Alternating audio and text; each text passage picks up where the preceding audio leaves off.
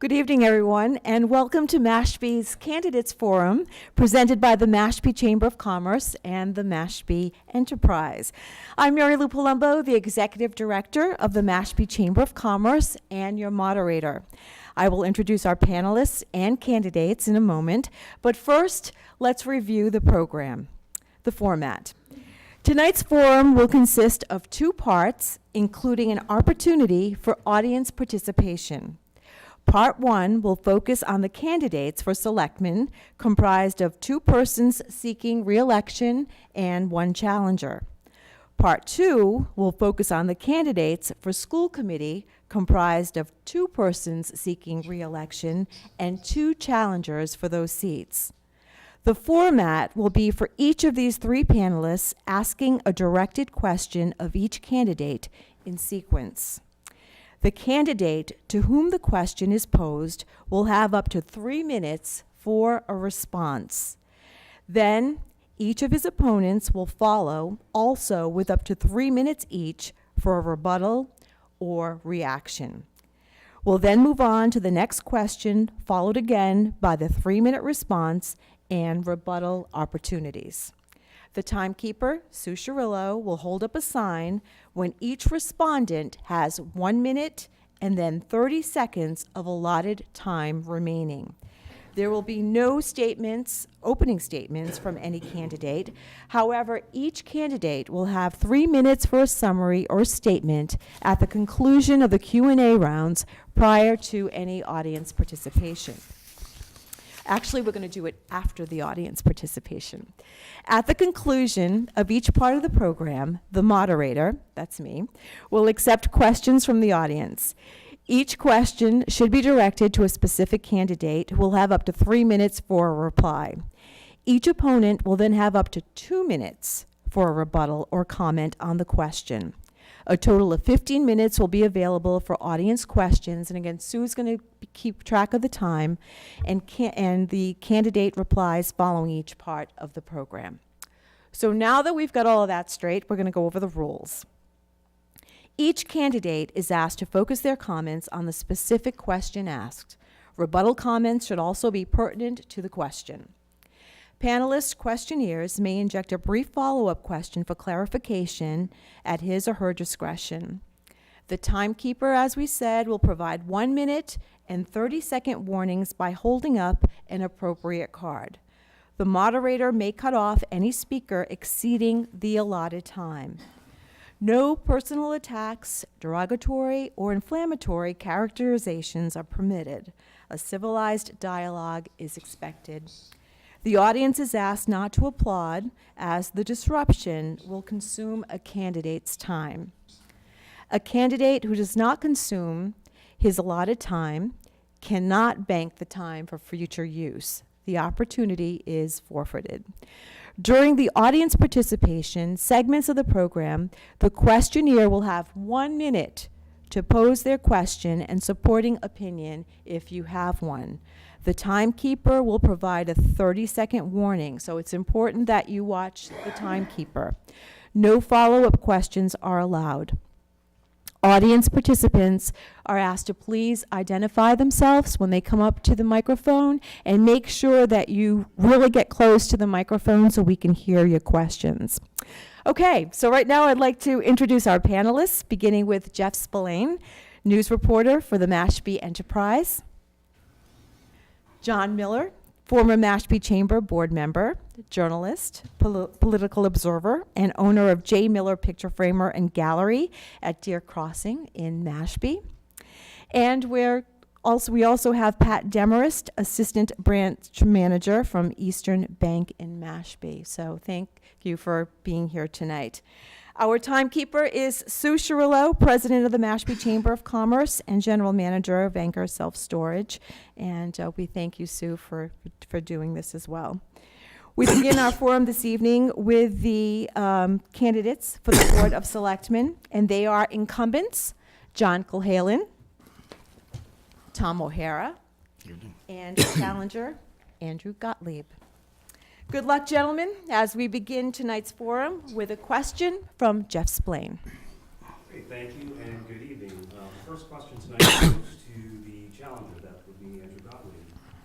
Andrew, it's no secret that one of the reasons we have a contested race for 2 board seats this year is due to a town meeting petition article. And that would be the article that allows voters to consider whether Mashpee should withdraw from the Cape Cod Commission. Mr. Gottlieb, did this issue indeed provide the inspiration for you to run for another term on the board? You did serve back in the 80s. And what are your thoughts on this article? And should it not pass, what would you do to promote a better relationship and better communication between the town and the commission moving forward? Thank you for that question, and thank you to the Chamber and the Enterprise for hosting this event.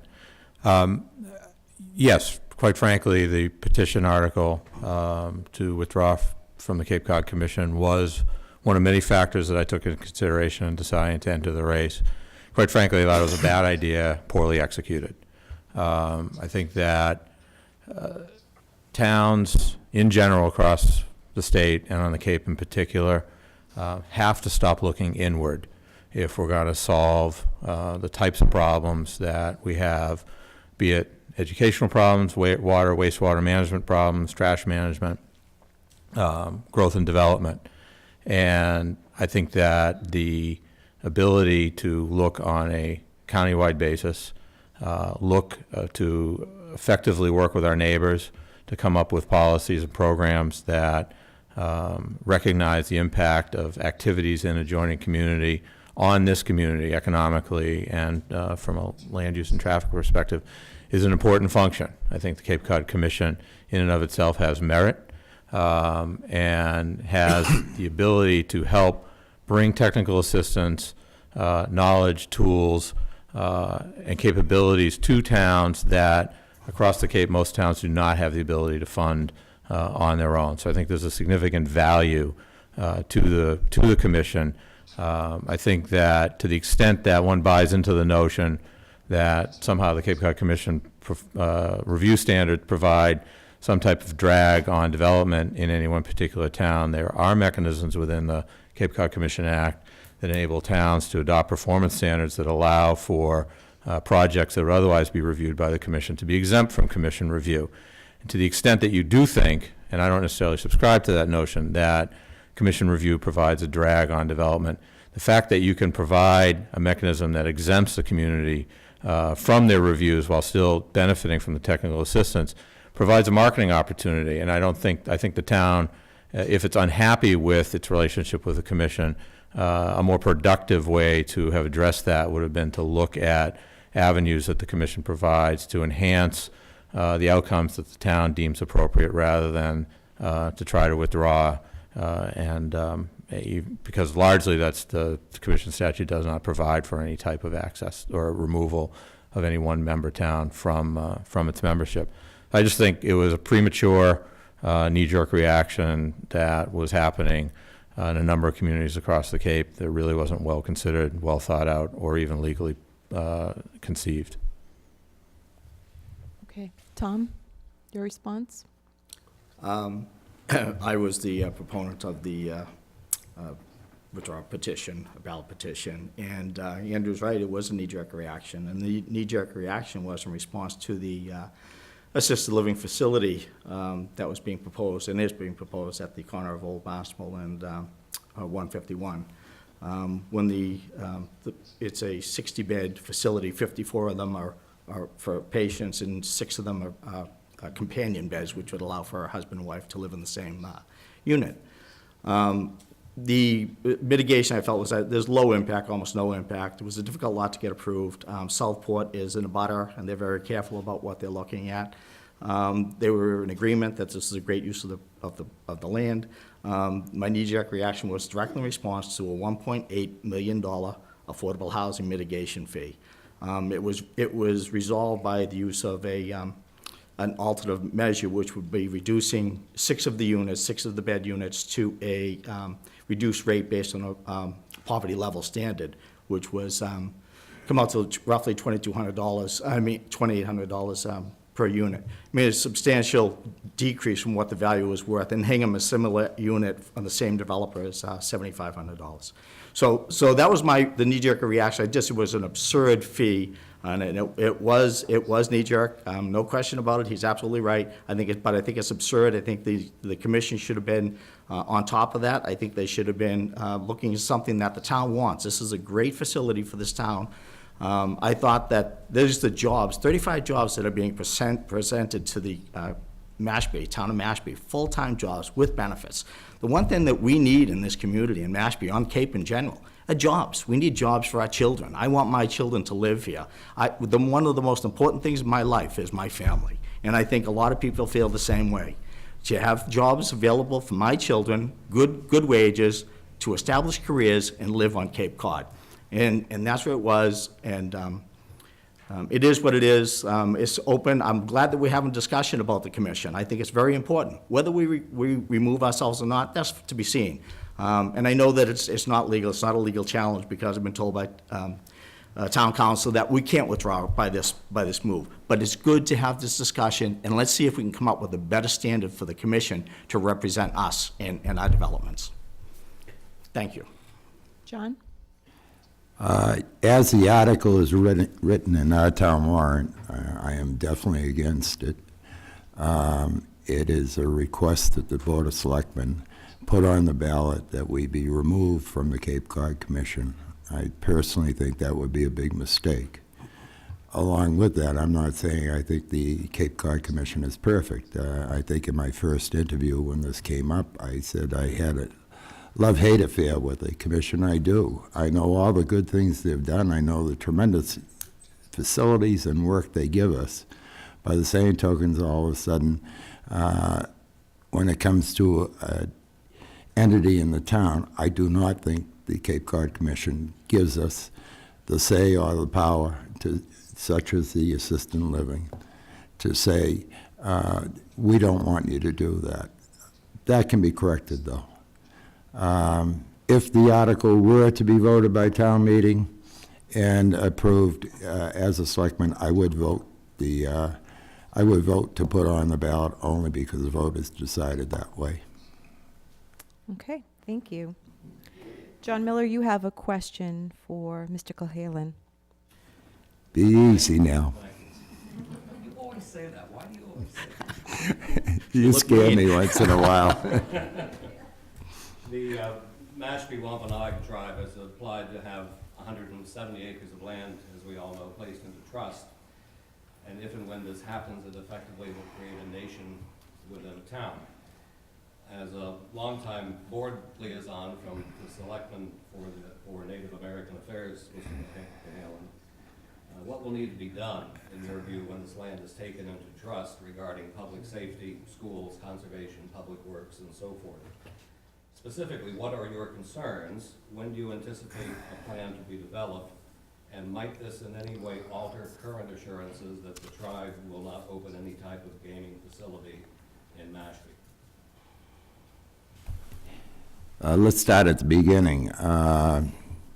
The town, through negotiations, has created an MOU with the tribe, which is tremendous for both sides. It was a win-win situation for both sides.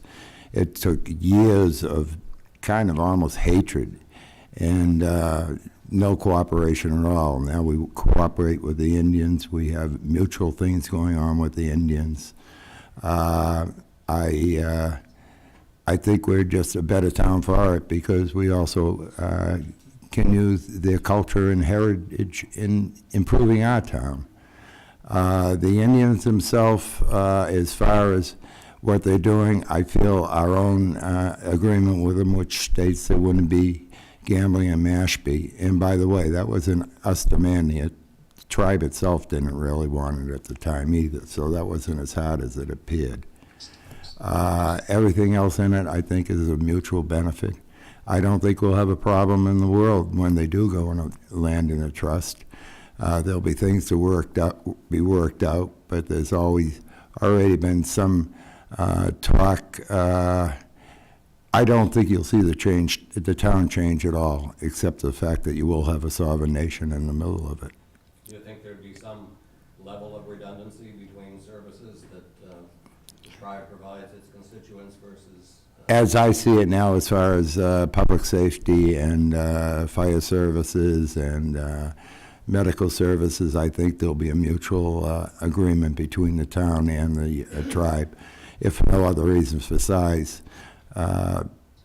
They really would not have a large enough group staying in town to support all those facilities or living in town. That's my opinion. But I think you'll find that it's going to work out very well. Okay. Tom? I would agree with John. Absolutely. I don't see any difference either. I look at the tribe as these are our friends, our neighbors, the people that we work with side by side. Enjoy their company at restaurants, meals, conversation. I think that we have a good relationship now. I don't see any change in the future. And I think that I can't wait for them to take advantage of their new building and,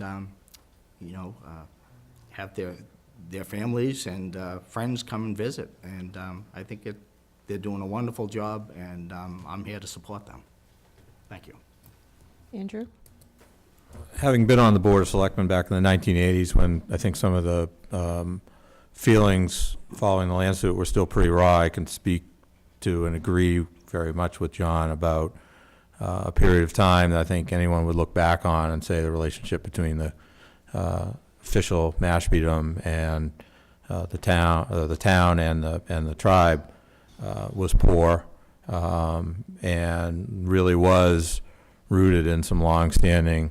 I think John's word of hatred and bigotry was appropriate, and it's great to see how those times have changed. I think that the recognition of the tribe certainly good for the members of the tribe, and I don't see how it can't be good for the broader community, where a group of people who have indigenous ties to the community, provide great cultural context to the community, have the opportunity to avail themselves of resources and opportunities that have been denied to them for generations.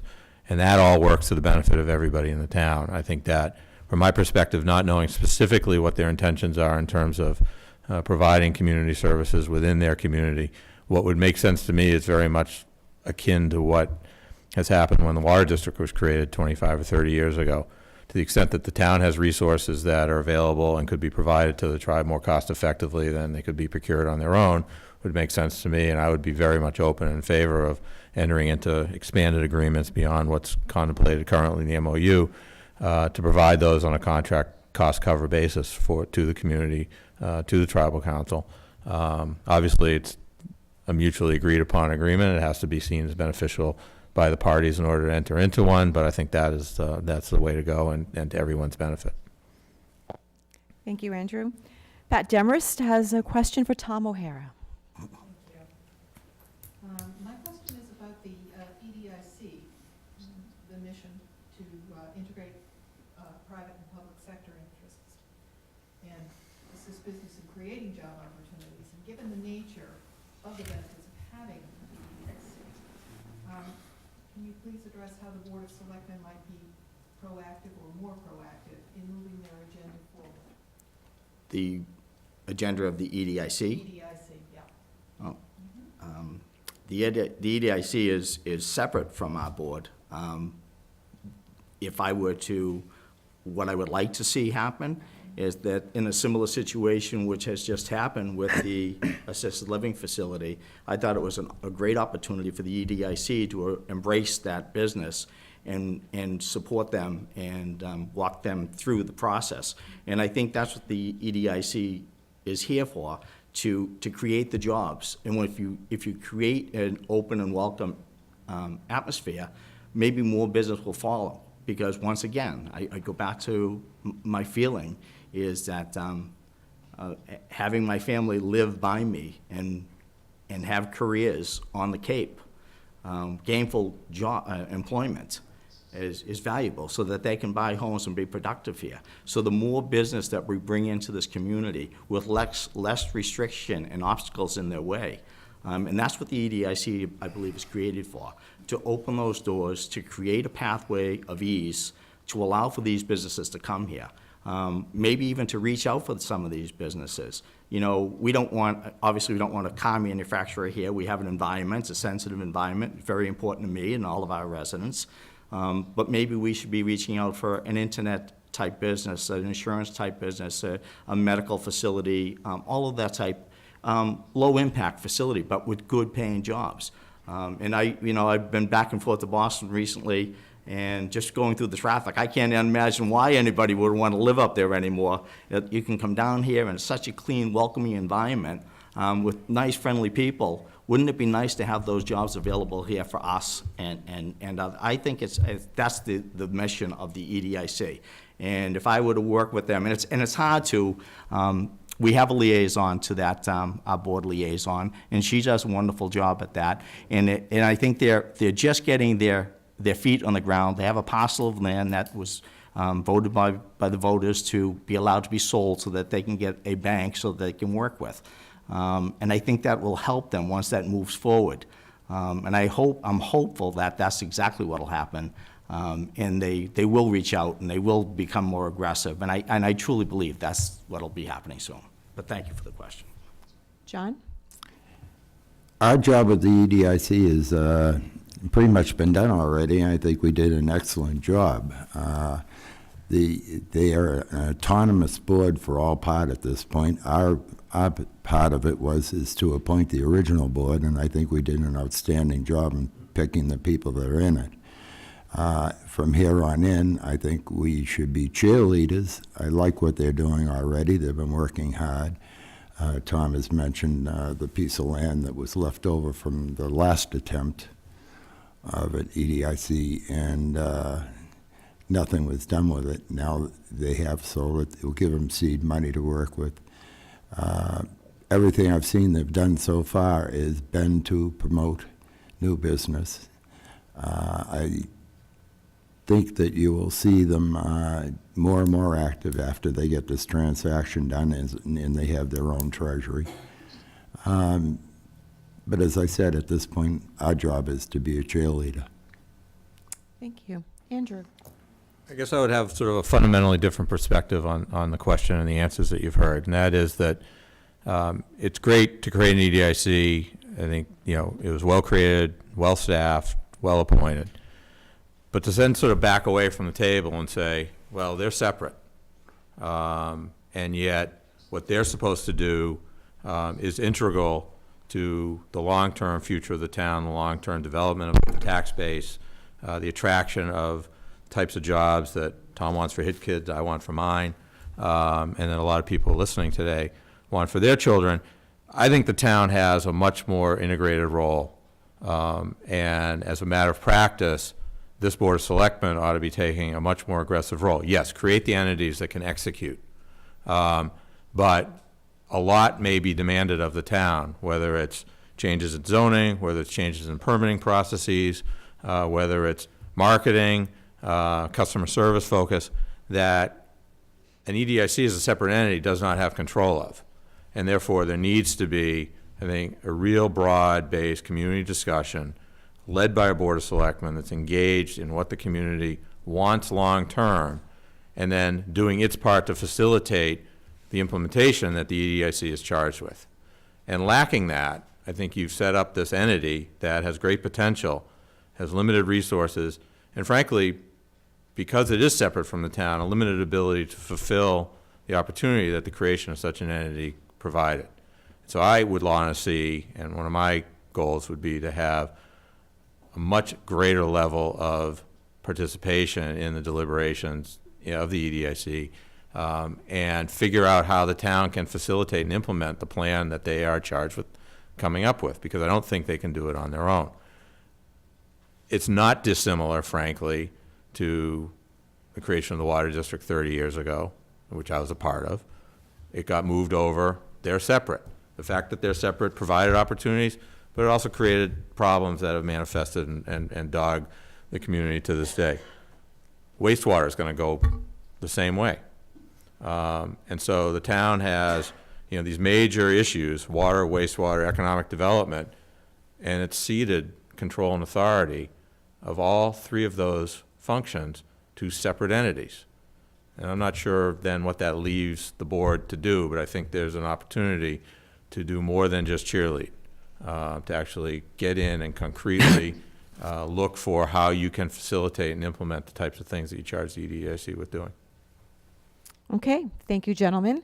Now we have an opportunity for audience participants to come up and ask questions. Just keep in mind, we have 15 minutes for this part of the program, and if we have any takers, just step up to the microphone, please. Just please state your name and get very close to the microphone. Yes. My name is Sheldon Gilbert. I live at 20 Stratford Ridge, and I'm a member of the Mashpee Recycling Committee. I'm directing this question to Mr. Gottlieb. Effective January 1st, 2015, for every ton of household waste that is not delivered to the incinerator or picked up by the town's waste disposal company, the town will save $55. Successful PATE programs, which pay-as-you-throw programs, including the one in Sandwich, our next-door neighbor, have shown that reductions in household waste of at least 40% are possible. For Mashpee, this could be 1,500 tons of waste, and that at $55 per ton, the savings of $86,000 per year could be the result. Similar changes have been realized in 140 Massachusetts communities that have implemented a PATE program. Based on the information that I have provided, what is your position on a PATE program for Mashpee? And if you have reservations about the effectiveness or the acceptance of PATE, would you be willing to implement an 18 to 24-month pilot program to determine its value? Thank you for that question. I support the programs that associate the cost of the program with the consumer of the program. We pay for, on a unit basis, water, sewer if you had it, natural gas, electricity, gasoline, food. I'm not quite cable service, phone service. I'm not quite sure why, as a commodity, the provision of waste disposal is something that is disassociated from the cost of providing the service. And so, long way of saying, I think those types of programs, properly structured, make good sense. I think they make good economic sense, because I think that it provides the opportunity for those who use the service more heavily to pay the larger proportionate share of that service, simply because we bury the cost of waste disposal partly through the sticker fee and partly and significantly through the general tax base.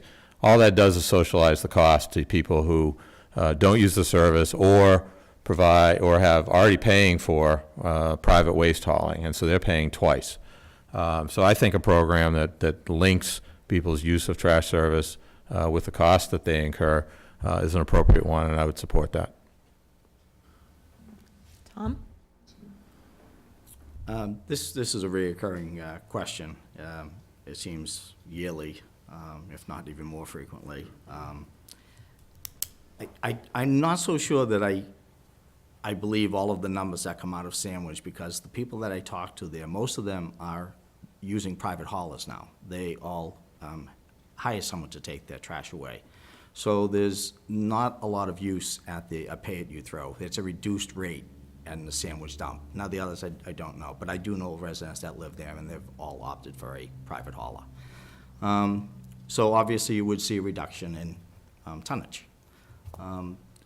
But I'm not, what I think that I would like to see, I'm not opposed if the general public wants to vote in favor of a pay-as-you-throw system, then I would be willing to go with the majority. I don't have the facts clearly enough in front of me that would indicate that all of these numbers are accurate. I know the tonnage is down, but I think there's other reasons why they're down. And that's how I feel. I would consider it, but I would like to see it go on the ballot as a ballot question. John? I have never been opposed to pay-as-you-throw because I know there are benefits to it. I know there are towns but what I've been asking for since the beginning of this, will someone please bring me a business plan that breaks down everything from A to Z, what it's going to cost the resident, what it's going to cost the town, what it's going to save the town, what we're going to do with the money we're saving, just from A to Z. Sheldon, you just gave all kinds of figures there, but it doesn't one place say how we're going to do it in Mashpee. When I see that, I'll be all for it, with one caveat. I don't want to be like the Mass Legislature where we have a non-binding vote, and then the legislature says, oh, they don't know what they're talking about. We've had 2 votes now that have said, the town has said they want to remain the same. When we do get this program that I will support, I would insist that it goes before the public again to be voted on. Okay, thank you. Thank you. Thank you. Should we have any other questions from the audience? Come on up.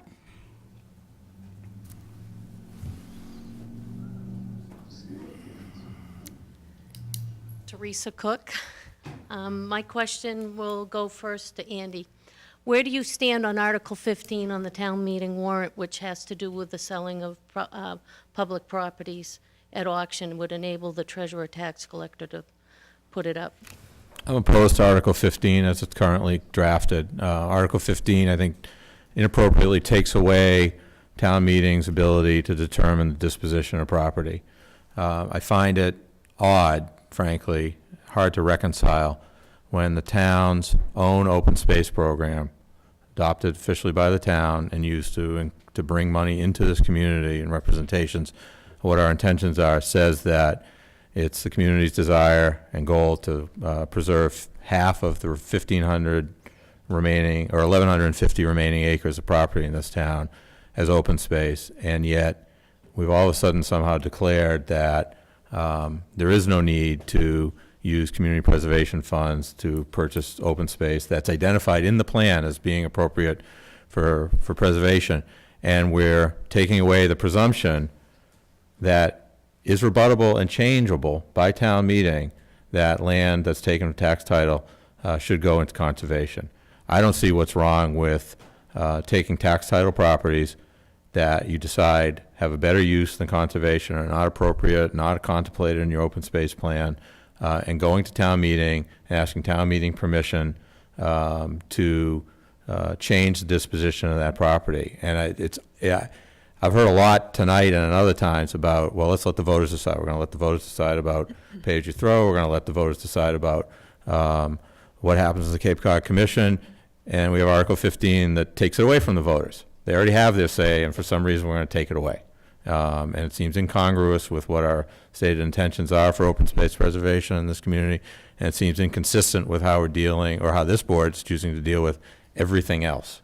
If it's good enough for the voters to decide if they want to be on the Cape Cod Commission or if they want to do pay-as-you-throw, then the voters still ought to be able to decide whether they want tax title property to go to conservation or not, and not have it decided by the town treasurer.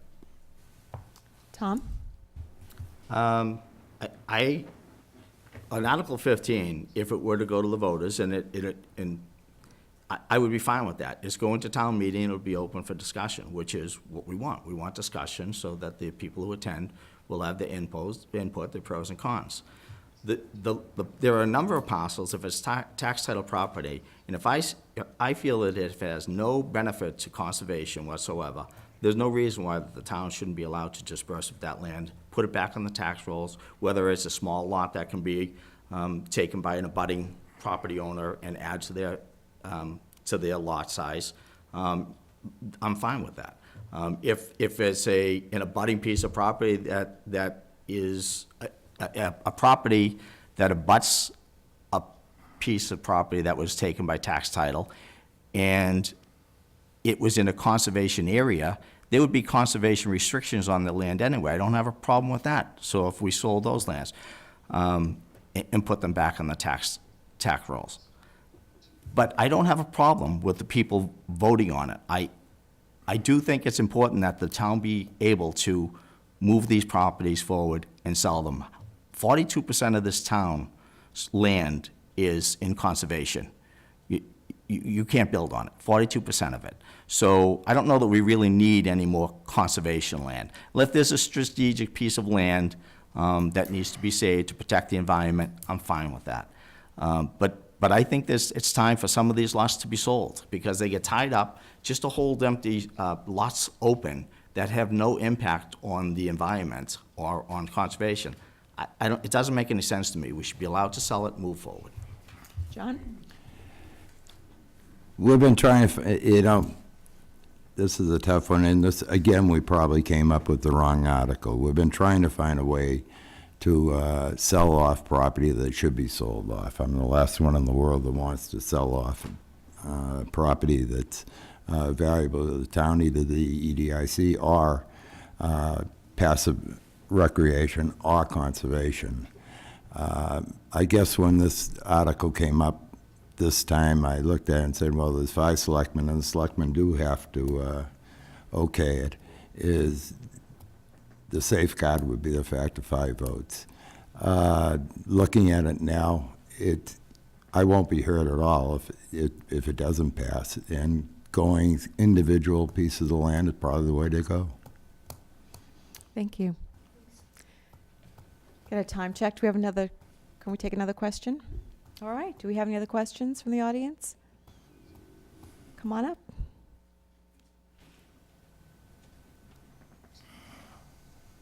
Hi, Don Myers. Since the begin, and this is for each and every one of you, no specific order. Since the beginning of the year, there have been over half a dozen overdoses from the use of heroin in Mashpee. What do you think the town should be doing? And specifically, what would you do as a selectman to help address this epidemic? I'll start if you want. Okay. First of all, let me give credit to the person who's taking the lead in the Board of Selectmen is not Tom or I. It's Mike Richardson, and he's been doing all kinds of work with a group that they have created. It was originally created by Ian Bradford, but they have reopened it called We Care, and they have been doing an outstanding job of education, trying to set up a program. And I think I think you'll see a big change in the attitude and awareness of it just through this group, We Care. Tom? Yeah, Don, it's a tough question, and I mean, I've seen addiction up close, and it's tough. It breaks families apart. I don't know the answer to how to stop this, but I think we have the right people in place. The chief is on it. The Barnstable County Sheriff's Department is on it. We have former addicts that are speaking publicly to children. I don't know how to stop it. I really don't. But I think the players are in place. Mike Richardson, like John said, that group, they're really moving forward. And I don't know that stops it, but there's hope. And I think that's all you can ask for. And all we can do as selectmen is to, if they're looking for funding, that we come up with that funding somehow to support these projects and keep our children safe. Andrew? I don't have the answers either. As a parent of 2 teenagers, I worry about it every day on a personal basis. I'm fortunate that that type of issue hasn't struck my family, but I think it's the type of thing you worry about and work on every day. I think, as John and Tom have mentioned, some of it's resources. I think there's some broad social fundamental factors that have led to this epidemic that the town can help try and address, provide greater education, provide greater opportunities. I think there are reasons why people have turned to this particular opiate-based drug because it's cheap, and people are hurting, and they look for cheap alternatives. But I think the town can't stop it, but I think the town can play a significant role in providing education and support to the staff that are working on it, both in the schools and the police department. I think it's a mistake to look at it solely as a police issue. The police end up catching a lot of it, and the fire and ambulance people end up catching a lot of it at the end. But the real interventions hopefully can come earlier in the process, and the town can play a supportive role both within what it provides through its staff, its educational process, and supporting the parents and nonprofit groups that are out there trying to work on these issues. Thank you. Any other questions? Our time is up, so that answers that question. Right now, though, it is time for our candidates to wrap up the evening. They each have a chance for 3 minutes, and we can start with Andrew. Again, thank you for the opportunity to speak to you, and I want to thank John and Tom, not just for participating tonight, but in their service. Finding people to put in the time to work on elected boards is a difficult thing to do. And while we may differ on certain things, I think, we all share a fundamental concern for the community, and everybody has put time in for the benefit of the community, and that's, I think, a good thing. For me, this is an opportunity to reintroduce myself to those of you who were here a long time ago when I was a selectman back in the 1980s, and introduce myself to the many, frankly, probably the majority of people that have moved to town since that time. I've served the town at numerous levels, from being assistant harbor master when I was a teenager, to being a board of selectmen member. This current board appointed me to serve, and I chair the Mashpee Wakeby Pond Committee now. And I've always found and felt, even though it always physically was not my home, that Mashpee was my home, the place where I wanted to be. And I've had the opportunity now, after having been gone for a number of years for family and professional reasons, to come back here with my kids, reestablish this as my permanent home. And I felt the need and the desire to try and serve the community again, and felt that the experience that I've gained over my professional life, 20 years working in various forms of state government, I had the opportunity, and perhaps as I thought about it, sort of the odd notion that I was hired into state government by a Democratic governor who became his party's presidential nominee, and I was able to serve a Republican governor as a member of his cabinet, who also became his party's presidential nominee. And in the process of doing that, I've had the opportunity to work with some really good people and learn some very good best practices about how government can work at its best to provide opportunities and improve the lives of the people within its jurisdiction. And I've wanted to bring those lessons back to the town of Mashpee and help improve how this town can function, and provide the opportunity for a long-term economic development plan. They'll provide Tom's kids, my kids, other people's kids, the ability to do what I've been able to do, which is choose to live in this community and have the ability to work, live, thrive in this community. And so I'm very happy to have the opportunity to engage in these kind of discussions, and would really appreciate the opportunity to serve again as an elected member of the Board of Selectmen of Mashpee. Thank you. Tom? Yes. Thank you. Take the chamber and Mary Lou, all of you. It's been great. I always get nervous before these type of events, but I know how beneficial they are to the public, and it makes a difference. It was a hard choice. I wasn't sure whether I was going to run again, but at this point, I'm glad I chose to try to hold my seat and stay on the board. It's been a great 3 years. I've learned a lot since I've been on the board.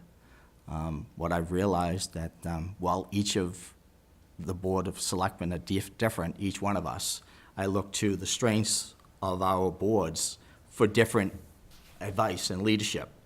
And I think because we're different, I think it works, because each one adds strength to the other. Right now, it seems to me that our board is working very well. The town of Mashpee is a great place to live.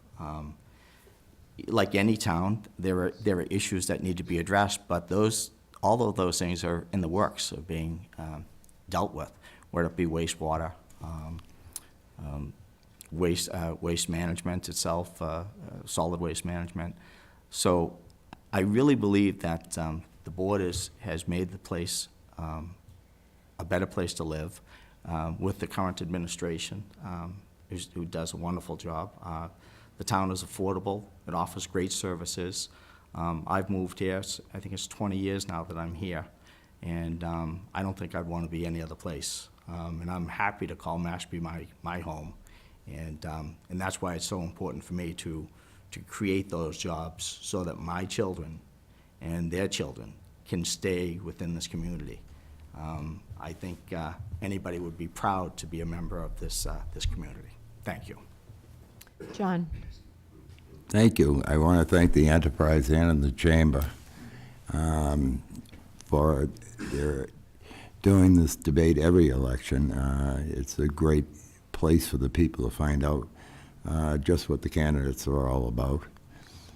Myself, I'm very proud to be on the team that consisted of the Board of Selectmen, the volunteers and the other town committees, and more than anything else, the unbelievable hard workers of the town of Mashpee.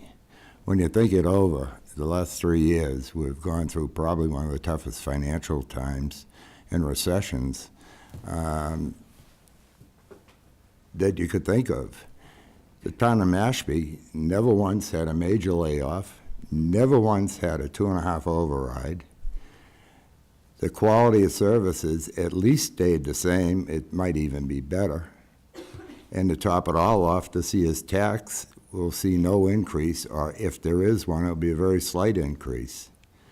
Then on top of that, we started off with something that I don't think 10, 15 years ago this town, myself included, thought they'd ever do. We have a AAA rating from the financial industries for credit and bonding. I'd like you to consider a vote for me because I'd like to remain part of this team and to help make Mashpee even a better place to live and work for the years in the future. Thank you. Thank you, gentlemen, and good luck to you all. This concludes the first part of our program. We will continue with the candidates for school committee. We're going to take a 10-minute break to regroup, and we hope you all stick around to hear more. Thank you so much. Thank you. Good job, Anna. Andy, very good. John? I knew you would be, so Thank you.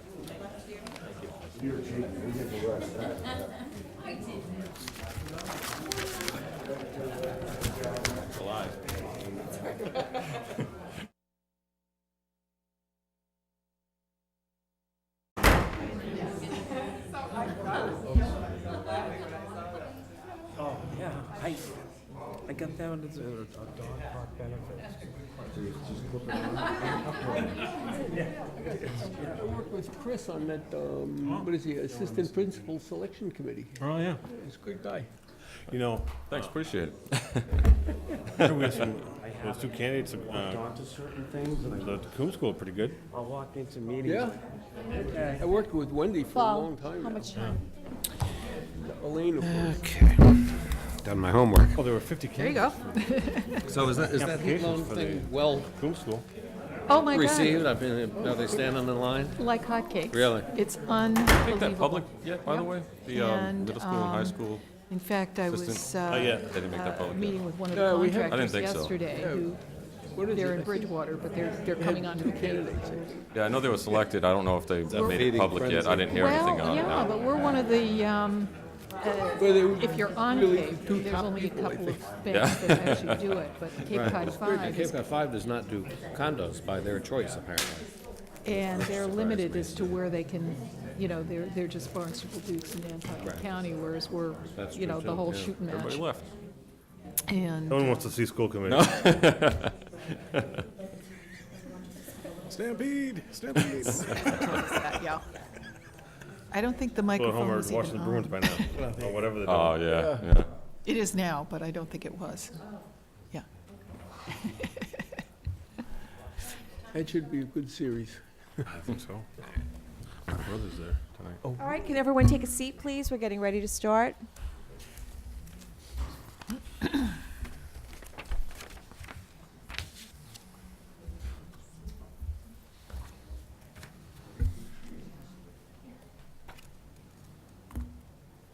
Welcome back to tonight's Candidates Forum presented by the Mashpee Chamber of Commerce and the Mashpee Enterprise. I'm Mary Lou Palumbo, the Executive Director of the Mashpee Chamber of Commerce, as we continue tonight's forum with questions for our school committee candidates. But first, I'd like to introduce them. We have incumbents David Bloomfield, Scott McGee, and we have challengers Morgan James Peters and Christopher Santos. And Jeff, you have the first question for David Bloomfield. I do. This question, David, is in regards to the recent announcement that the Mashpee School District would be offering free preschool programs for 4-year-olds. I believe it's one of the first in the state to do so. I also understand there's limited availability for 3-year-olds to enroll in the program, but without transportation, et cetera. But it leads one to wonder, at what point, if the age is lowered again, would this program be nothing more than taxpayer-funded babysitting? I'd like to hear your thoughts on the program, the strategy behind the decision, and some of the metrics that will be used to determine whether or not it will be a success. Thank you, and I'd like to thank the Chamber of Commerce for giving us this opportunity to talk about the Mashpee School District. I'm very closely associated with this preschool program, and it came out of a statistical analysis that I did, or several, that showed that children from low-income families don't do as well on MCAS tests, and it starts in third grade, and all the way through school. They have 20 to 30% fewer students who get advanced or proficient on MCAS tests. That's all grades, all subjects. The next thing I found out was that since 2007, the school population in Mashpee has dropped by about 20%, and that's been pretty much true Cape-wide. And during that same period, the fraction of low-income students has gone from 17% of the student population to about 34% of the student population. And the last piece of information had to do with studies that I've been doing with Elaine Pender on reading in the K.C. Coombs School, which is like kindergarten through second grade. And this last entering class in the fall had probably the poorest performance in reading that I've seen. All of those things point to the fact that we need to give our low-income students a real break. And that's why it was Brian Hyde and his strong relationship with the town now that enabled this preschool to be possible. With regard to the second part of that, your question as to how young you would go in age and its effect on the student performance, I've read all kinds of stuff now on early childhood education and neurocognition studies. And Sweden, for example, takes children when they're 15 months old. And there's studies that I've read that say that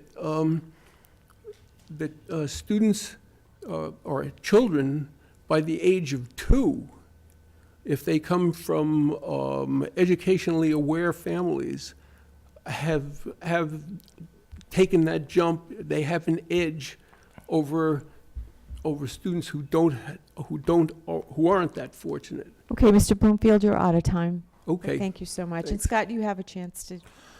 You know, Dave has done a lot of studying on this, and you know, I think the parents and the children of Mashpee can really thank Dave and, of course, the school committee and Superintendent Hyde for pushing forward with this pre-K. And you know, I've seen it myself when when you're volunteering in those kindergarten classes, there are some kids that will be in class, but they're not paying attention. They're, bopping someone else on the head, or they're, trying to get a snack, or they're raising their hand to leave the room. It's about preparation for getting those students ready for first grade, second grade, third grade, and all down the line, and it's to increase the graduation rate, give them an opportunity to graduate, give them an opportunity to find a career, give them an opportunity to succeed in school. And, if we're going to have a return on investment with a school department, we better make sure that we're going to engage everybody. I think a lot of us who are concerned about our children, start reading to them as soon as they're able to, realize what they're listening to. And so sometimes some families don't get that at home. Some kids really, they don't get that at home. And so we want to make sure that these children in our town have the opportunity to do that. And I hope every other municipality will follow along. I mean, the governor of Massachusetts and the president of the United States is really pushing forward for this. There are states all across the South that are, Alabama's way ahead on this. Alabama has gone statewide, as far as I know. And there's a lot of talk about whether we're going to be a model for the state, and, that's fine. We want to be a model for, solid education in this town, and there's no point in, leaving anyone behind. There's a lot of talk about whether, it's too expensive, and, we're doing it within the budget we already have allocated to us, the existing budget. We haven't spent another dime on creating this pre-K program. And it's about, strong fiscal management that we've be able to do that. And, it's thankfully, the committee has been looking at every penny, and the superintendent's been looking at every penny, and with the school business administrator as well. And so there's no point in having low expectations or mediocre expectations. So we want to make sure that if we're going to have a school and the doors are open, let's make sure we have a quality, rigorous education, and that's, why do it half-hearted? So that's my response. Thank you. Morgan? I believe the pre-K program is a wonderful thing. I'm most familiar with the program in the New Bedford public school systems, most notably at the Kearney Academy, and was very happy with the results that I saw with that program, with the several students enrolled in it, as well as my own child was in that program at the time. And fully believe that this program will service the needs of the students, the very young, coming up through the school system. So I'm very happy to see it as well. Okay, Christopher? This program, when I first heard about it, I was wondering kind of the same thing, how they're going to pay for it, which I'm glad they were able to stay in the budget. They did a fantastic job. I appreciate Mr. Bloomfield's statistics. I love him for that, very knowledgeable guy. Mr. McGee hit it on the head where he said that education starts from a very young age. And in this day and age, the United States is competing globally with many different countries. And kids need to start learning things at an earlier age.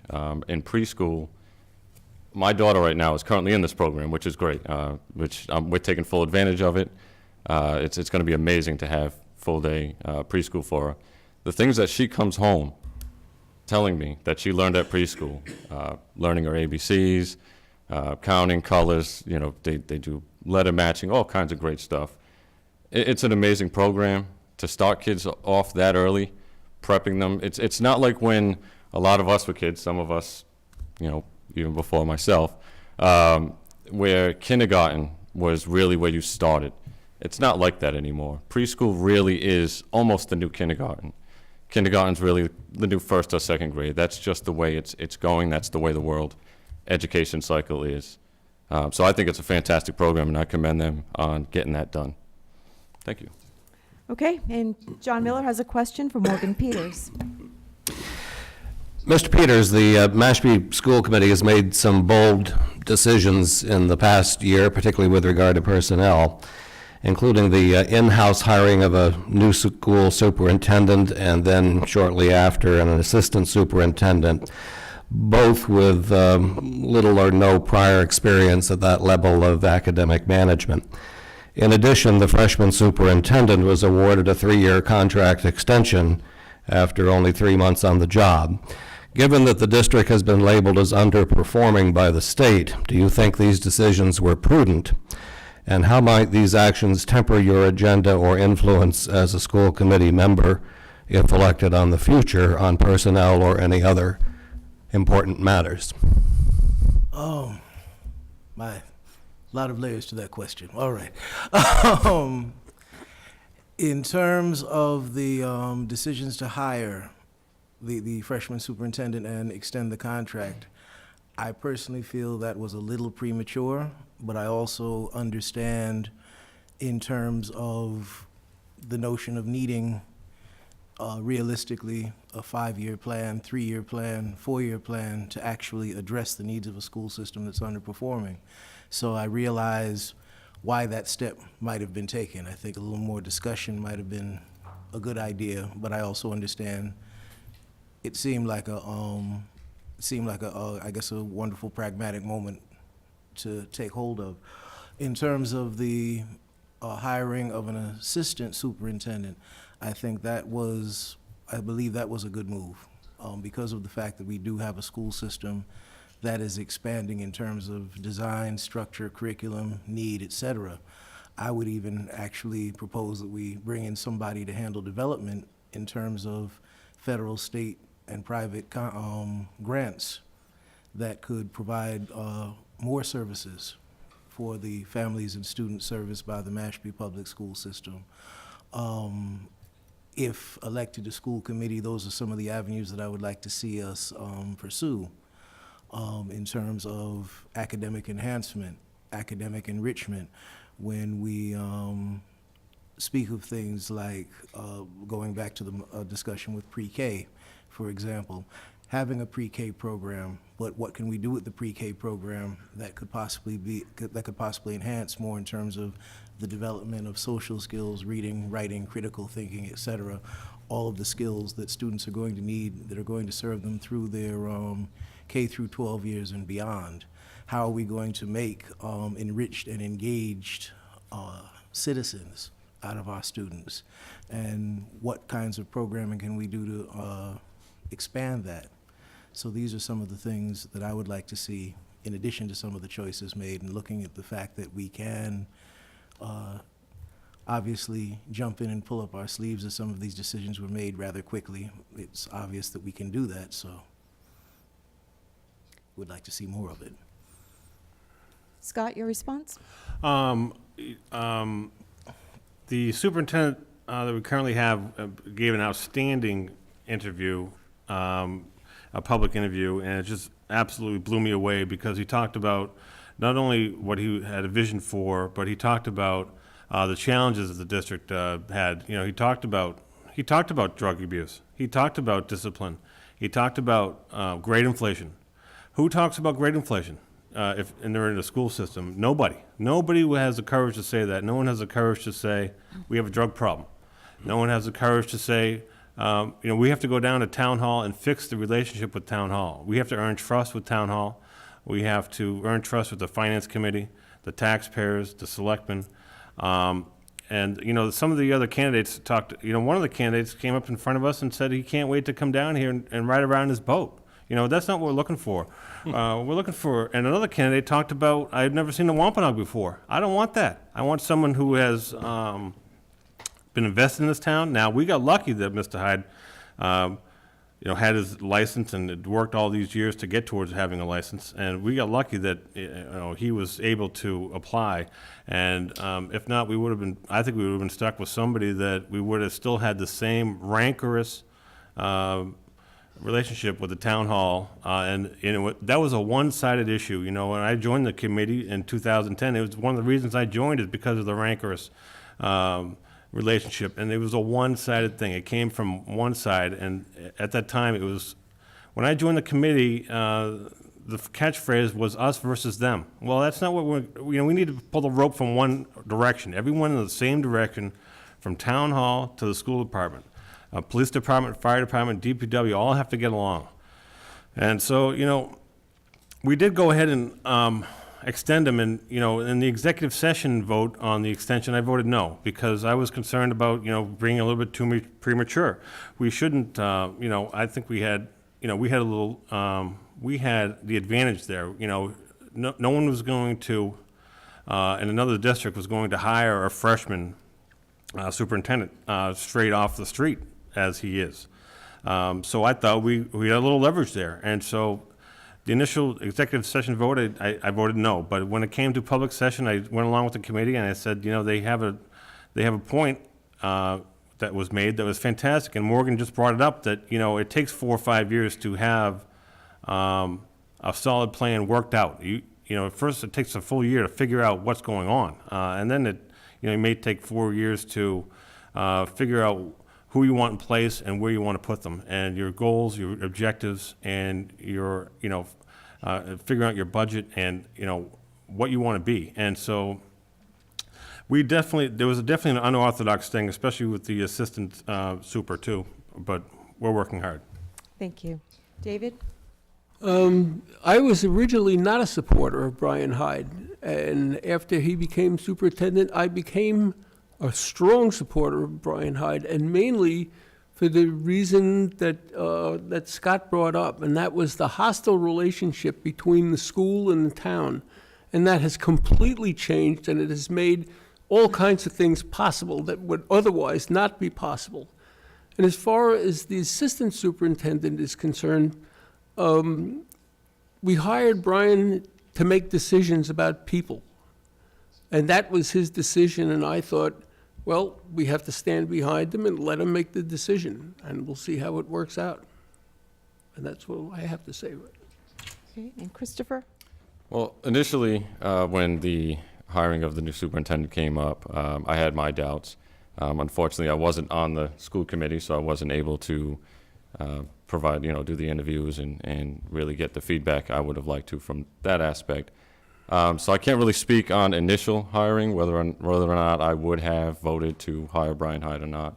What I can say is, now that he is in the position, I probably would have, just like they did, voted to extend, mainly because I believe that the job didn't have a chance to get started. I believe he does say a lot of great things.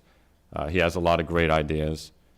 My feeling is he going to follow through with them? That's really the big reason why I'm running for school committee, is I want to be able to have a say in my input and help those ideas, follow along and meet their endpoint.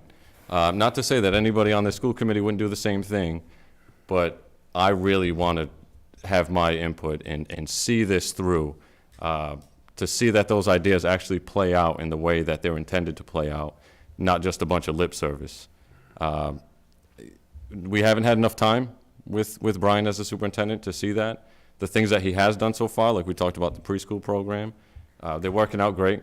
There are some other things he's doing. We'll see how those work out in the future, but I want to be able to follow those things along, and I will continue to run for school committee until I'm allowed that opportunity. In the meantime, I'm sure these guys will do a great job, and we'll just go from there. Thank you very much. Okay. And Pat Demarest has a question for Scott McGee. Hi. I bet. 45 states, including Massachusetts, have signed on to revisions to Common Core, the federal program designed to test students to better assess their relative academic achievement and competence.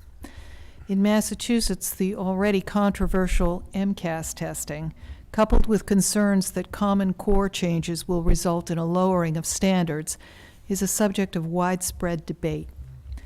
What is your assessment of the Common Core initiative and its impact on Mashpee, assuming your own vision embraces high performance as the optimum objective for our schools? Thank you for the question. The current school committee, as soon as we had an in-depth discussion and review of Common Core and what the possible outcomes could be, had a discussion in public session, had a vote in public session, and we decided to draft a letter and send a letter to our state representative, a state senator, the Department of, the co-chairs of the Joint Education Committee at the State House, and asked that the school committee was, they asked that a Common Core be either slowed down or, reevaluated, because we have a tremendous amount of unfunded mandates that,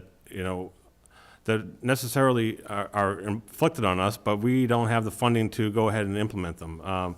We're told by the state what to do, we're told by the federal government what to do, and, we'd rather, go and seek help if we need it. Now, I know a lot of states and a lot of municipalities have problems with education, but, I think that, especially in this state, the greatest state in the nation in terms of education, is doing a great job. And, just another layer that we have to deal with. And, this committee, the current committee, has made their statement on that issue. Of course, we were going to go ahead and implement as much as we possibly can, but, you look at it like this. We already have pretty high standards, and I don't think that the Common Core is going to, top our standards that we currently have. The problem is going to be implementing the testing, the cost of testing that is going to be computer-based. Every child is 1,700 kids. Not every grade has the MCAS, or it's going to be called PARC when it does come out. Why would we, are we going to have the dollars to implement, a device for everyone to sit at a desk and take that test? I don't know if we're going to. And I know there are other districts that are already working on that. For example, Barnstable has computers in front of everyone if they need them. And so we're going to try and work on that, but we have to find some money. I would rather not have Common Core, because we have the top standards in the country. Everyone knows it. Everyone should be looking at us. The MCAS was created, and it's a model for the entire country. And I don't think that, we need to have another government mandate that, wants to just drag us down into things that we don't necessarily, we're not struggling. So, thank you. Thank you. Morgan. The Common Core and the MCAS, and I'm saying this as an educator, are two inflictions on education as I see it, in terms of the creating standard formats and standard evaluations. I've had a chance to see over the last 10 years at UMass Dartmouth the freshman class, in terms of their critical thinking skills, their reading and writing skills, slowly decline as the years go by. The gap between the skill base that it takes to graduate high school and the skill base that it requires to matriculate in college, the gap has widened. And I see one of the issues being the standardized exams, the MCAS. To say that the MCAS is a model, it's unfortunately a bad model. What is considered critical thinking at this point is actually paraphrasing, when you look at it in terms of the writing and critical writing and the way that students are taught critical writing. Taking that to a larger piece in terms of standardized exams like the Common Core and standard processes and the Common Core, what the challenge is going to be for the school system is, how do you educate the children in spite of these items? How do we have teachers who are actually now teaching as opposed to teaching to a test? What are some of the things that we can put in place as a school system so that our students are actually properly prepared for further education, for vocation, et cetera? So these are some of the challenges that I see the Common Core placing in our path. Okay, Christopher? I wish I could disagree to form some kind of debate here, but I can't.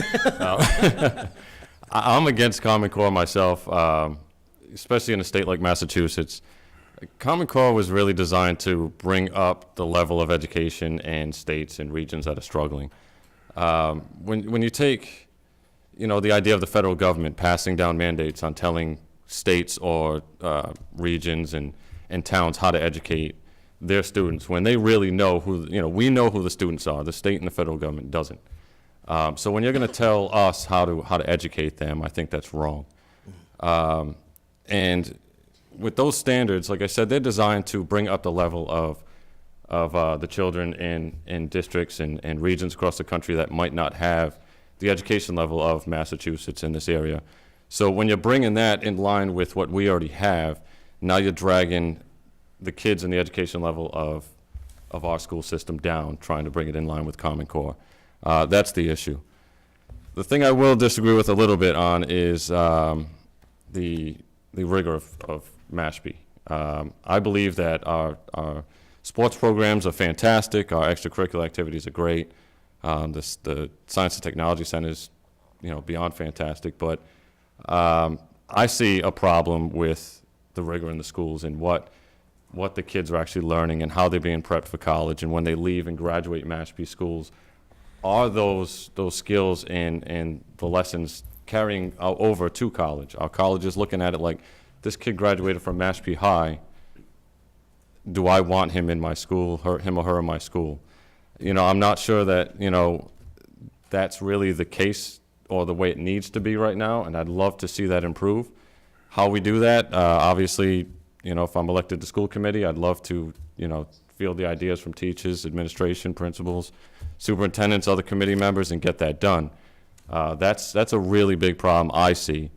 I don't know how everybody else feels about it, but if I'm elected, that's going to be a big part of what I'd like to see happen and something I'm going to continue to work on. Thank you.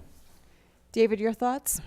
Well, it's kind of interesting. There's a little bit of confusion, I think, about the Common Core standards. For example, we've been using the Common Core standard in mathematics since 2011, and it was a vast improvement over the older standard. And the same is true in English as well. The part that everybody disagrees with is PARC. And PARC is the organization that's supposed to make up the questions for the to ask students on exams. And those questions, first of all, when they first came out, most of their work was just gibberish. It was terrible. And they haven't tested, or they're in the process now of trying to test the PARC questions and the PARC exams on students. And so you're really trying to replace MCAS, which is a fairly well-established exam here in Massachusetts, with PARC, which is a kind of completely unknown effort. One of the other things that are disturbing about the whole PARC approach, as Scott brought up, was this huge investment it takes in electronics and in computers and in time. Those are really the principal objections. I also feel kind of leery about the fact that PARC just made a nonprofit organization where all the people who had been working on PARC could now go in and collect enormous salaries. That doesn't give me a warm feeling either. Okay, thank you. And Jeff, your question is directed to Christopher Santos. It is, Christopher. Criminal activity in schools is a nationwide problem. Mashpee's no exception. Since March 1st, we have had a teacher-student assault, an alleged teacher-student assault, a weapon, I believe it was a knife, that was found on the middle school student, and an 18-year-old texting obscene material to a 12-year-old. What do you think can be done to make Mashpee schools safer? And also, could you please address the growing concerns surrounding the use of social media by students? I've noticed that on any given day, if you search the word Mashpee in Twitter, you can read dozens, if not more, posts of students using vulgar language, racial slurs, and these are posts about the town schools, their teachers, and other students. And I was just wondering what your thoughts are on that. Absolutely. Actually, this is a great question. I'd love to answer it. The criminal activity is tough. How do you stop a kid from just bringing in a knife or deciding to even just slap somebody in the back of the head down the hall? I mean, you can't stop that before it happens. So, it's all about education, trying to educate them, to tell them not to do it, You know, we all do that. We've been doing it for hundreds of years, trying to tell people not to be violent and be nice to people. You know, the discipline in the end is what it comes down to. I'm big on discipline. I'd love to see the assistant principals, the principal, and the administration really take hold and take charge of any kind of activity that happens like that. As far as the social media piece, because I like to spend a little more time on that, because that's very important. It's a big part of what I do. Actually, I'm not sure if you've seen, but I do a lot of education to parents. I do presentations at the schools. I've done it at both Quashnet and the middle school on social media. I work in the IT field. I've taught seminars on how to protect kids on the internet, how to monitor, how to safeguard, how to lock down cell phones, computers, telling them the dangers, what apps are out there, a lot of really bad stuff, how to, what to look for. So to answer your question, how to try to curb that, education. I don't know how many, I've done, like I said, 2 or 3 of them, and the turnout was pathetic, to say the least. I try to put it out there to parents. It's really parent participation. Teachers can only do so much. When they discover it, they do notify parents. I'd love to see that continue. Obviously, I can't tell them to do that, but it's all about notifying parents when you do see it happen. I know they're really great about that. I've gotten emails from Patty DeBoer a couple times about 6th graders doing or seeing or texting or whatever. And it comes down to just letting them know, this is what's out there. This is what you shouldn't be doing. This is what's bad, monitoring what the activity is, whether it's them knowing that you're monitoring them or not, and just notifying authorities if something goes on. The instance with the 18-year-old and the 7th grade student was appalling when I heard about that, because that's one of the things that I talk about is monitoring your kids' app activity. And it really, unfortunately, I hate to put too much on the parents, but that is really something that starts at home. It does really root from the house. Education is one thing for the school system, but something like that really does stem from home. And then when the school does get a hold of it, they need to do the right thing and make sure that the parents and the family are notified and the situation is taken care of. Thank you. Morgan? I guess first the environment question. What I should first point out is that I went to school in New York City during the 1970s and 80s and rode the subway to school. That being established, students wouldn't carry, there are going to be possibly 2 reasons why students are going to carry a weapon to school. One is because they think it's going to make them look cool and they want to show it to their friends. The other is because there's some reason why they don't feel safe. So what we have to look at is the larger picture as to why aren't the young people feeling safe in school where they feel they have to carry a weapon. What's going on in the environment of the school or in the environment of the community that makes them feel that that is necessary, that that's a necessary item to have to bring to school? I know this, just like I said, from personal history. In terms of social media is a very difficult animal to harness. It's a wonderful thing for many uses, and as Chris just pointed out, it also has a lot of pitfalls and negative aspects. The cyberbullying is one of the big issues that are coming up in terms of also that kind of texting. That kind of texting is abuse. We have to look at that as abuse. This is child abuse, basically. We have to start addressing these issues as such. I think if we start addressing these issues as such, and some of the penalties of these issues then become much more concrete, much more established in terms of tolerance, and as Chris was saying in terms of education, and it does begin at home, but as we begin to establish all of these pieces, these are the things that, I'm trying to phrase my thought, but these are some of the pieces that we would need to bring together. It's really a larger community issue.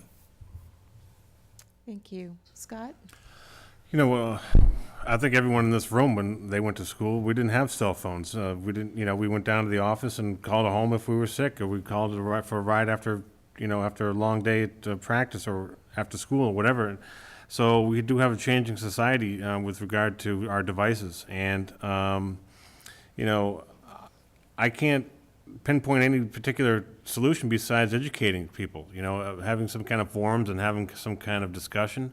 We did have a couple weeks ago, or a few months ago, we had people in from Gosnell talking about the obituate, the heroin problem and the drug problem and the pills problem. And so I don't see why there's not another subject here to tackle.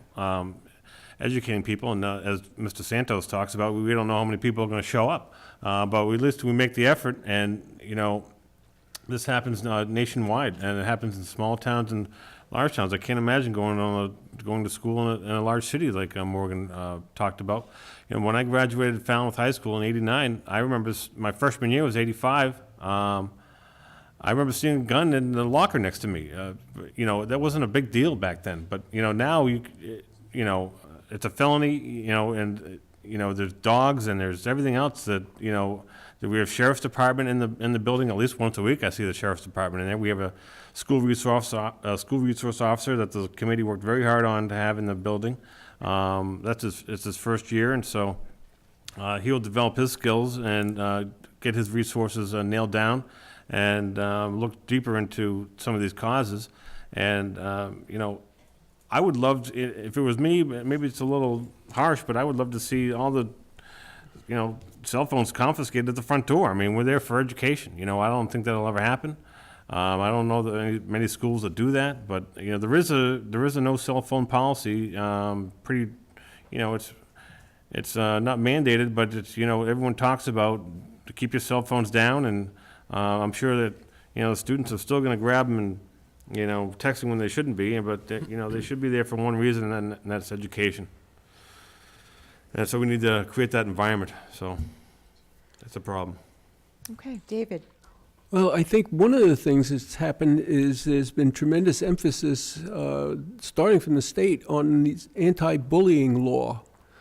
And I think as we implement more and more of the various aspects of that program, that maybe the situation will get better. I'm also very concerned about discipline in the classrooms. What is it, the Pareto principle, that 20% of your students cause you to lose 80% of your time. And I think that disruption in the classroom is something that has to be dealt with. But the state has been mandating, and it looks like it's going to get even worse, increasing restrictions on suspensions and expulsions of people who are disrupting another student's education. And like everybody else here, you do what you can, but it apparently isn't working, so we just have to redouble our efforts in that area. But it is a terrible problem. All right. Thank you all. And now it's time to ask the audience to step up and ask some questions. Again, we have a 15-minute block if necessary. Does anyone have a question? Everyone?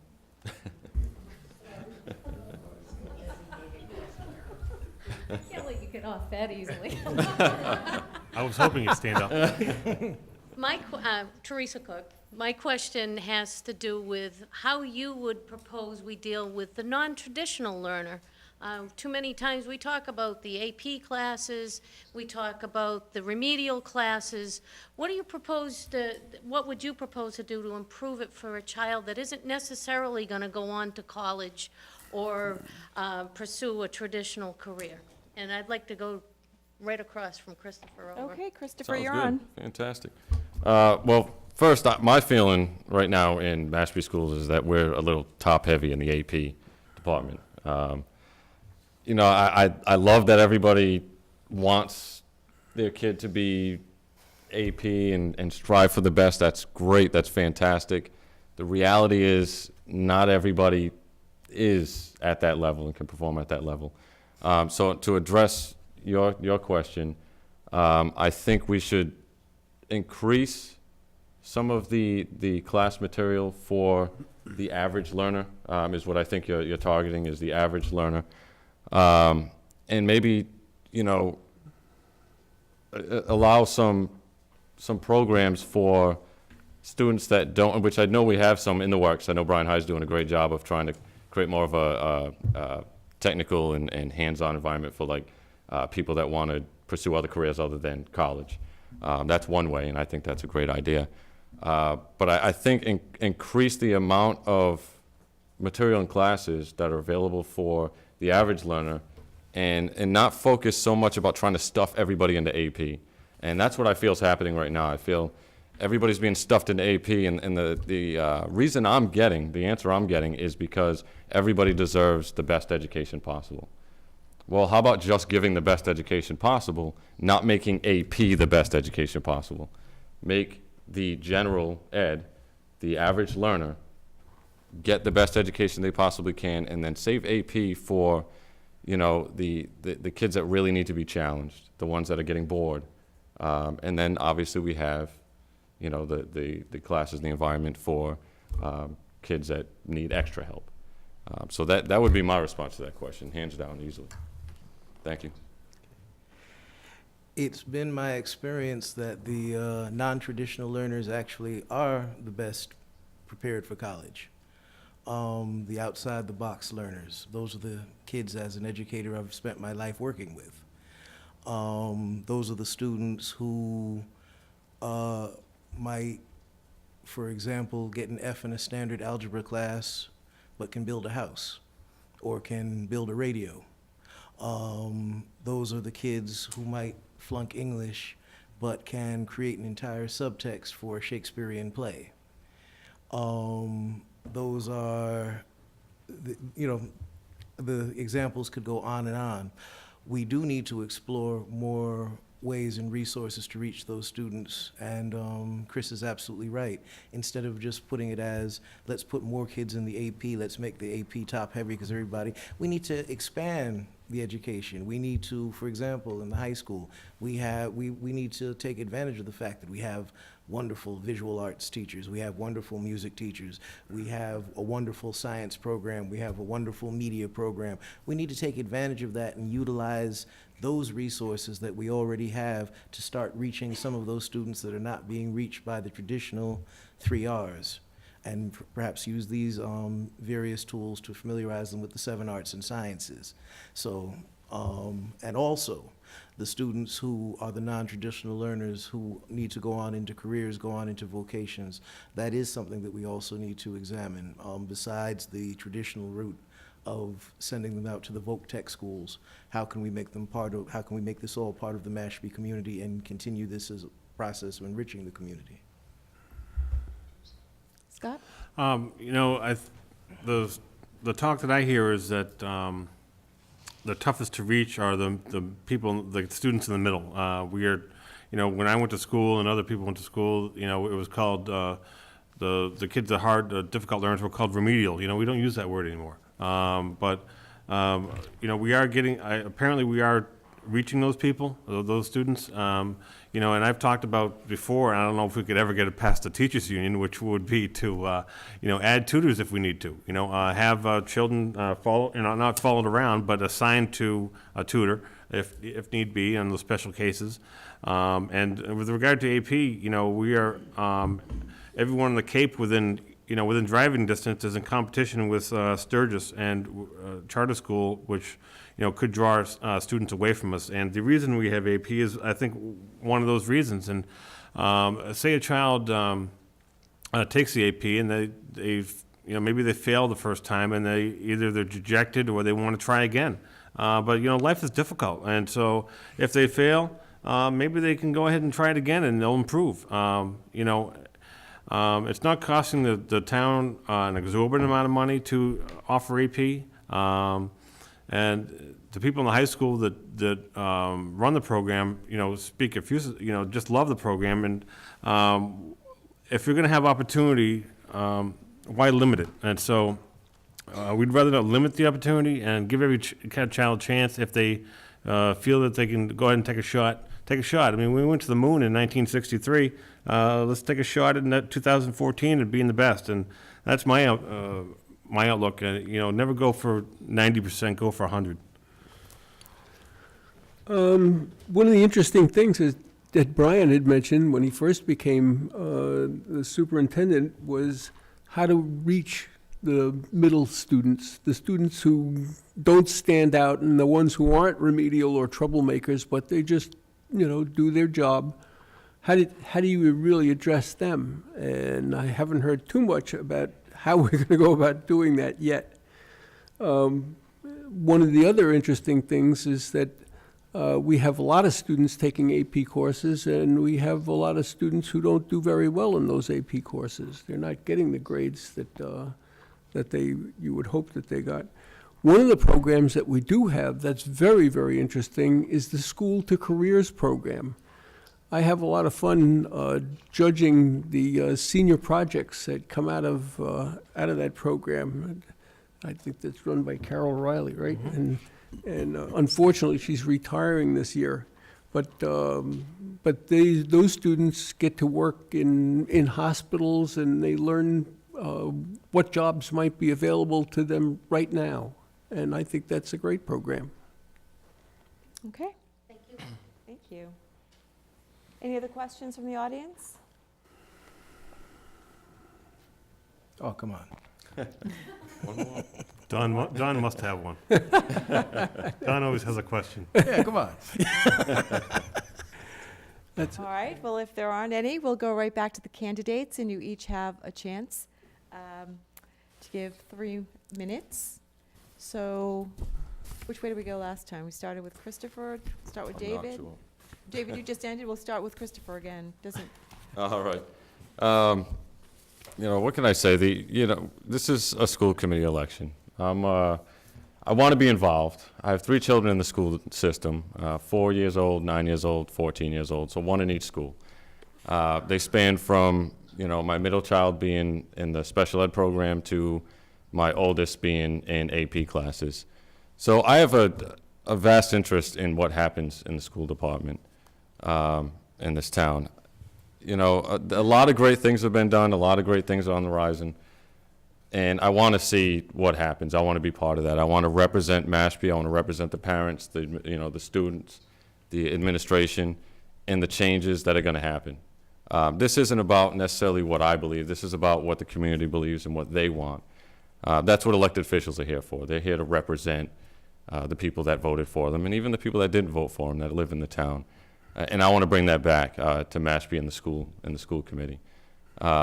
I really commend everybody that's on the school committee, Mr. Bloomfield, Mr. McGee, and Morgan Peters, and everybody for being part of this, running, and really putting their neck out there. It's not easy, and I know they've been on the committee, and it's I'm sure it's been a ride, and hopefully I can be part of that. And there's 2 seats available. The way I look at it is I'm not running to take the seat from Mr. McGee or Mr. Bloomfield. I'm running for a seat on the committee. If I could work with those guys, great. If there was 7 seats, that'd be fantastic. But there isn't, and unfortunately, there's got to be winners and losers. And if I do get elected and I am on the committee, I look forward to working with, whoever else gets elected and the other 3 members of the school committee. Thank you very much. Morgan? All right. I'm entrenched in this town. I go back several generations in the town.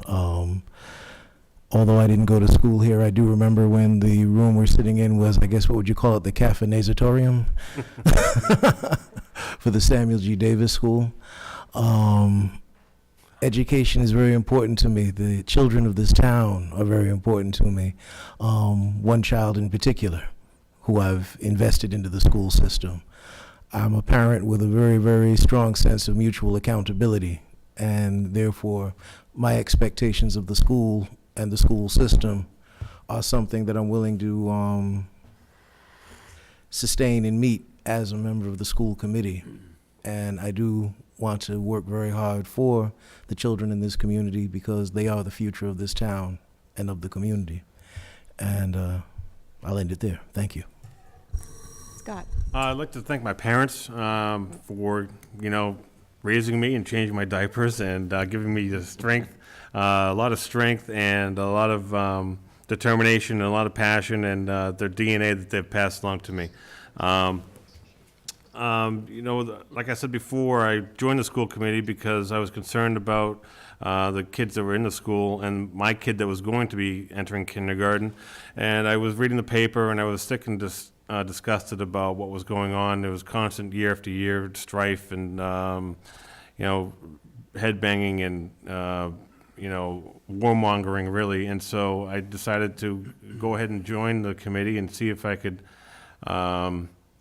get elected and join the committee and see if I can do something about it.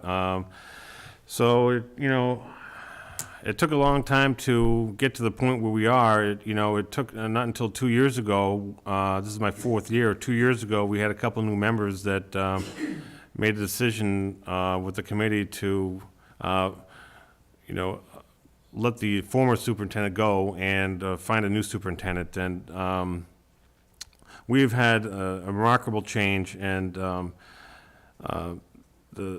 the first problem that I ever saw was the relationship with the town. If you don't have a trusting relationship with the town, you're going to have a problem. And you see it with the other municipalities around the Cape. I'm not going to name them all, but if you follow in the newspaper, especially through this budget season, you're going to see they're having overrides, they're having all kinds of financial issues, and anyone I talk to says, I wish we could be as solid as Mashpee and have that great relationship.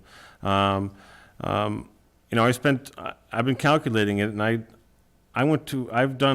been to about 350 meetings advocating for Mashpee Public Schools. I've been to the Board of Selectmen meetings. I've been to my own meetings at the school committee, which are only 20 a year. That's only 20 a year. And then I've been to the finance committee meetings, monthly.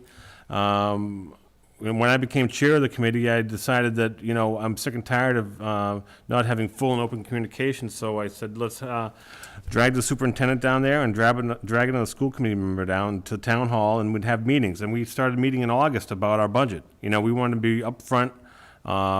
We wanted to be transparent. I never liked that word, but, let's be translucent too while we're at it. And so we created a strong working relationship, and I think that going forward, we want to maintain that relationship. And I think we're on a roll. We have a great pattern here, and I want to thank Mr. Bloomfield, Mr. Peters, and Mr. Santos for, their extreme passion, and I wish we did have 7 members. Actually, we can work on the town charter. Maybe we can work with the town charter and fix that, but, and it used to be actually 3 members. Morgan may remember that, and I moved here in 1980 with my parents, and I went to these schools, and I went to Falmouth Public Schools and for high school, and I'm invested in this town, and I'm not, even if I am not a member anymore, I would still be at those meetings, and I would still be at the town meetings because it means too much to me. All right, we have to cut you off there, but Thank you. thank you. David? Okay, I'd like to talk about education issues for Mashpee's future.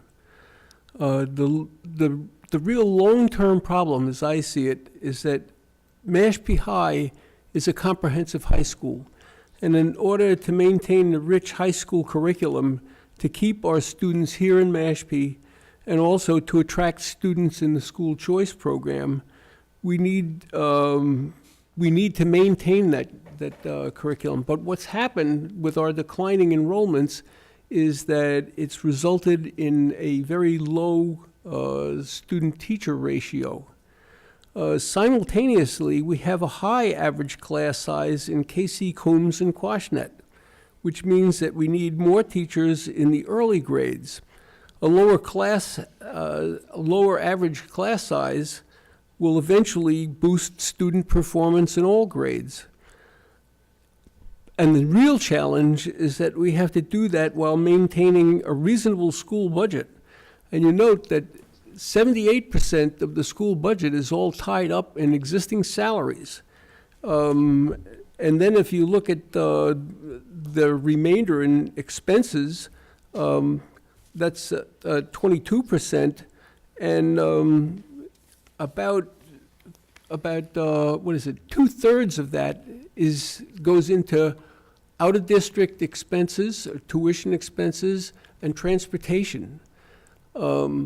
And Brian and Paul Funk, our business manager, have aggressively attacked those 2 issues to see that if we can bring some some more money into our program that way. In a positive sense, I support a district-wide literacy program. I've seen it work in many school districts. I also believe in extended learning time, which will allow Mashpee to compete with charter schools. I also believe in interest-based bargaining to improve our relationships with the union.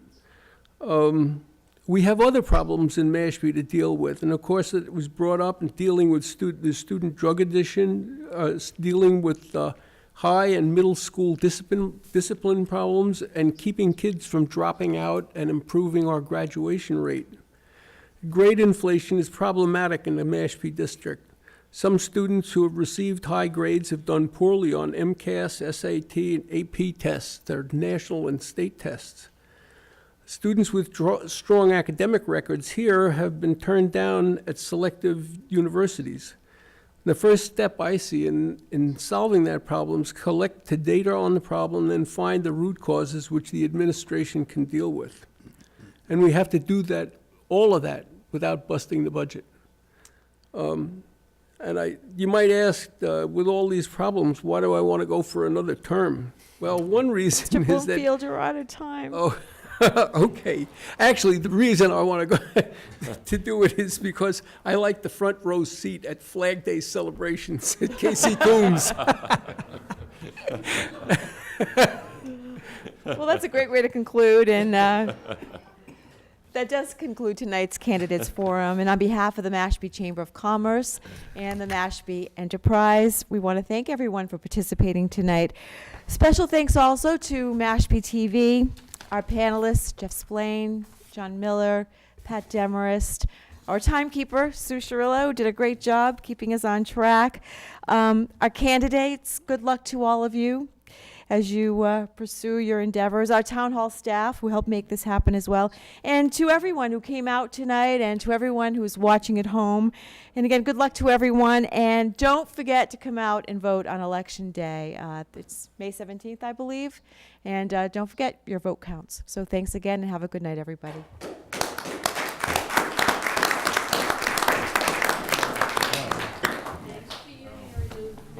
Network precision if it's a 3 or 2 hour program. Great job. Got my vote.